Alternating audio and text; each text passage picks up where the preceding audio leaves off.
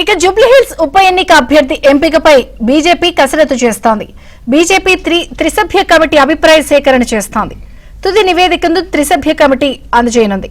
ప్రాధాన్యత క్రమంలో 3 పేర్లను అధిష్టానానికి పంపనున్నారు. అభ్యర్థుల జాబితాను పరిశీలించి రేపు లేదా ఎల్లుండ ప్రకటించే అవకాశం ఉంది.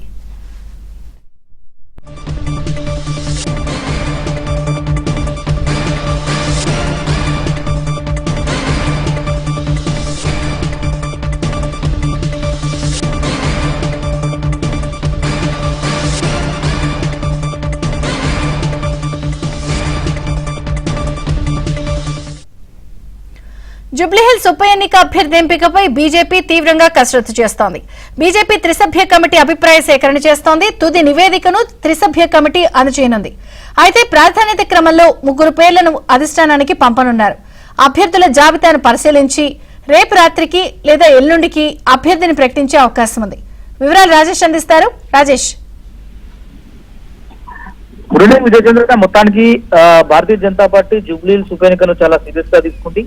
ఇప్పటికే ఈ కాన్స్టిట్యూన్సీ లో అనౌన్స్ చేయబోయేటువంటి క్యాండిడేట్ కు సంబంధించి త్రిమెన్ కమిటీని ఏర్పాటు చేసినటువంటి రాష్ట్ర నాయకత్వం ఇవాళ పార్టీ కార్యక్రమాలకు సంబంధించినటువంటి అంశంలో భాగంగా నగర పార్టీ కార్యాలయంలో త్రిసభ్య కమిటీ ప్రజాభిప్రాయ సేకరణ కార్యక్రమాన్ని హైదరాబాద్ జిల్లా సెంట్రల్ జిల్లా ముఖ్య నేతలతో పాటు జూబ్లీహిల్స్ నియోజకవర్గంలో ఉన్నటువంటి పలువురు నేతలతో తుది అభిప్రాయ సేకరణ నిర్వహించింది.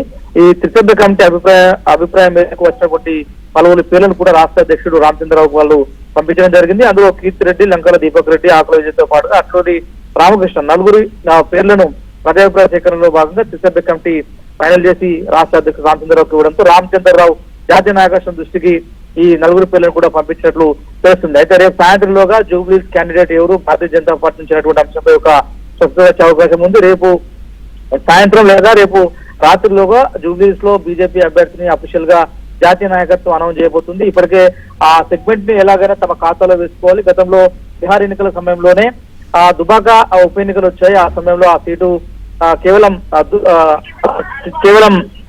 ఆ సెంటిమెంట్ ని రిపీట్ చేయబోతూ జూబ్లీహిల్స్ ఉప ఎన్నికల్లో కాషాయ జెండా ఎగరవేస్తుందని చెప్పేసి భారతీయ జనతా పార్టీ నేతలు చాలా బలంగా విశ్వసిస్తారు. ఇప్పటికే కేంద్ర మంత్రులు బండి సంజయ్, అదేవిధంగా కిషన్ రెడ్డిలు క్షేత్రస్థాయిలో పర్యటిస్తూ జూబ్లీహిల్స్ నియోజకవర్గాన్ని ఇప్పటికే పూర్తి స్థాయి తమ వైపు ఓటర్లందరూ కూడా ఆకర్షితులయ్యేలాగా, ప్రభావితం అయ్యేలాగా పార్టీ కార్యక్రమాలు కూడా తీసుకుంటున్నారు. ఇప్పటికే అనఫిషియల్ గా పార్టీ క్యాండిడేట్ ని అనౌన్స్ చేయకపోయిన పరిస్థితి ఉంది. దీపక్ రెడ్డి గత కొద్ది రోజులు అక్కడ యాక్టివ్ గా మాత్రం తిరుగుతున్న పరిస్థితి ఉంది.